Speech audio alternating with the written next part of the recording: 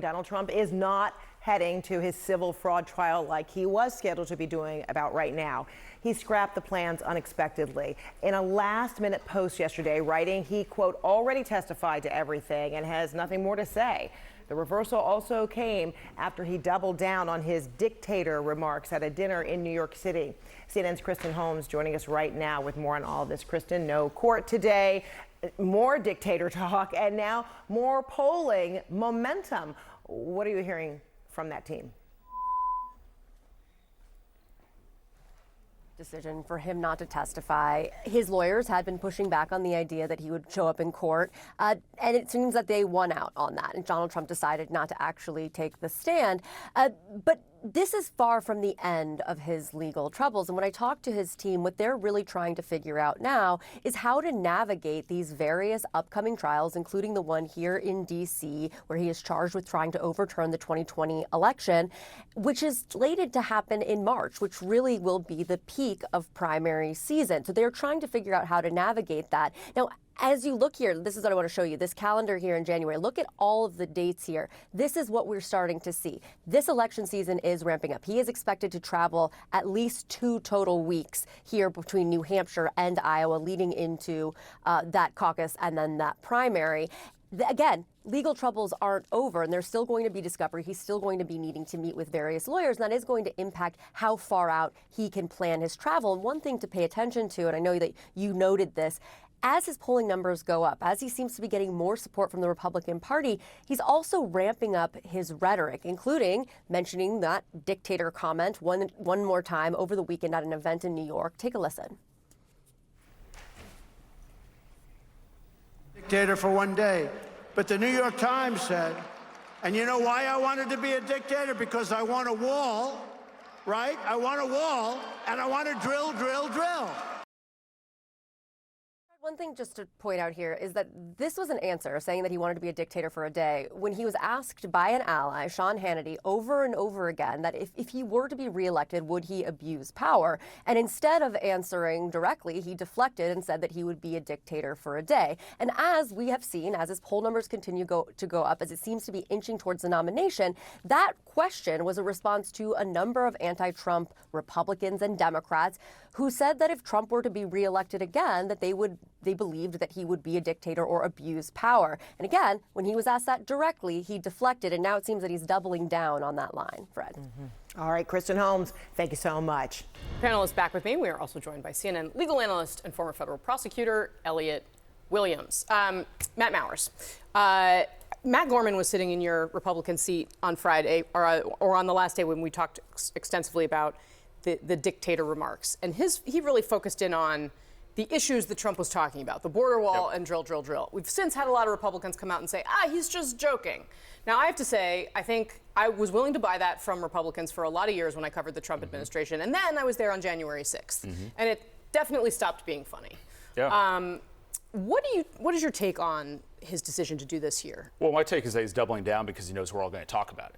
Right here we are almost a week after he made the initial comments, and here we're still talking about it. We are also talking about the issues of, American energy independence and drill, baby, drill. We are talking about securing the southern border. So he is using this to troll all of us, essentially, to also talk about the issues he wants to talk about. He instinctively knows how this media landscape works, and that's why you're seeing him double down on it.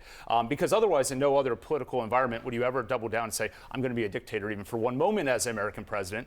But we're not dealing with the traditional politician here. We're dealing with Donald Trump, who knows how this media cycle plays, knows here we are spending airtime talking about it. And so he's going to continue to double down on things like this. We should not be shocked for the next year if there's going to be a lot more statements like this. What is it about the Republican base these days that makes this appealing, this dictator thing? Because there's 2 facets of this. One is because they do feel like they want someone who's going to, there's aspects of a strongman. They're looking for strength right now. They see weakness emanating out of the Oval Office. They see the world on fire. They're looking for someone to come in. This is supposed to be the party of Reagan, right? Sure. City on the Hill, like tear down this wall. Democracy is the height of everything. Like, what has changed? And I'm not condoning what he's saying for the record, but what the Republican base is looking at saying, you know what? I want someone who's going to go in there day one and start taking on issues. To go back 8 years ago when everyone said the Republican base takes him not literally but figuratively, that's what they're doing right now. They're saying, you know what, he's not. I don't think he's going to be an actual dictator. I think he's going to go in there and make decisions on day one, and it's on two issues I care about as a Republican voter: American energy independence and securing the border. Yeah, so the challenge there, Elliot, is that it does seem like he has a track record of actually doing the things he's going to say, despite the fact that many people in 2016 listened to him say, "Oh, ban Muslims, he's never going to do that. Oh, build a border wall with Pentagon money that's supposed to defend the country. He'll never. Oh, wait, he did do that." What is your view of how and whether the legal system would hold if this arc continues and we see Donald Trump head back towards the Oval Office? I think the cynical answer is that it will not. And I think this is not me, quite frankly, talking as a lawyer, but as the child of immigrants. And it happens all over the world. And I think we in the United States have this notion, particularly on the political left in America, that our institutions will somehow save us. If someone comes in and says, I'm going to circumvent the Justice Department, the Defense Department, the State Department, the Department of Education, and just implement policies that I wish to have implemented, he can just do that. And I think we had, or at least for most of American history, just this notion that a president could not do that. And so, for instance, if you take the wall and drilling, those are both things that the government is capable of doing. And there's a process for doing it. There's a procurement process for how to construct a wall and so on. But the president is sort of making clear and is going to install, or at least has said he wants to install people around him who will just do it. And I think we've got to get off this notion in America that we will be saved by the rule of law. It only is as good as we who choose to adhere to it and politicians agreeing to carry out, to play along. It requires buy-in, from the people who are governed by the laws. I want to show you, Mariana, Senator J.D. Vance, who is a conservative senator from Ohio, who I would say is particularly Trumpian, I guess, in his sort of orientation of late. He spoke to my colleague Jake Tapper on State of the Union over the weekend. Watch what he had to say. Do you really have no concerns that Donald Trump might try to abuse his power if reelected? No, Jake, I don't. Look, the guy was president for 4 years. We had peace, we had prosperity, we had wages rising faster than inflation. Joe Biden has been president for 3 years. Now the average Ohio family pays $10,000 more to afford the same standard of living. The idea that Trump is going to be radically different than what he was 4 years ago is just preposterous. He was an effective, successful president. I think he will be an effective, successful president again. That's why I've endorsed him. And I think this desire to make the election all about the past is indicative of the fact the Democrats don't have much to run on. I think Republicans do.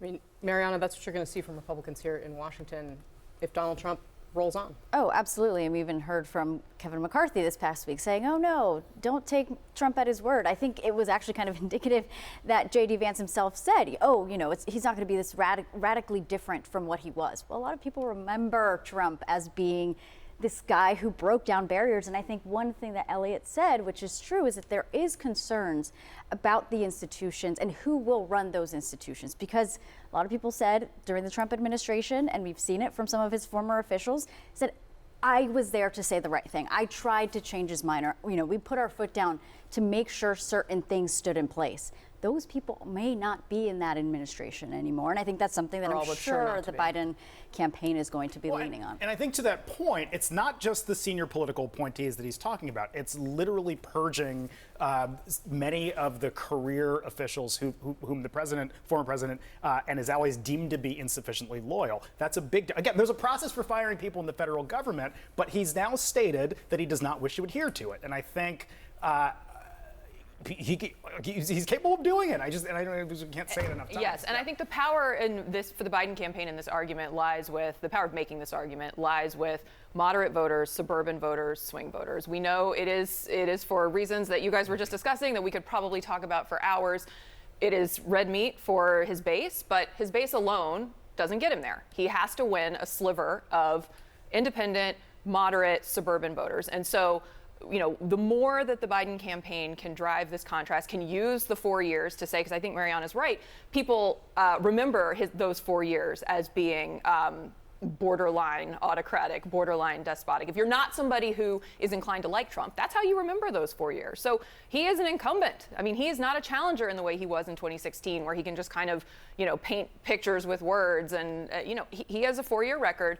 And I think for the Biden campaign to just keep driving this argument at moderate voters, at suburban voters, that's where the political payoff of making this argument will be.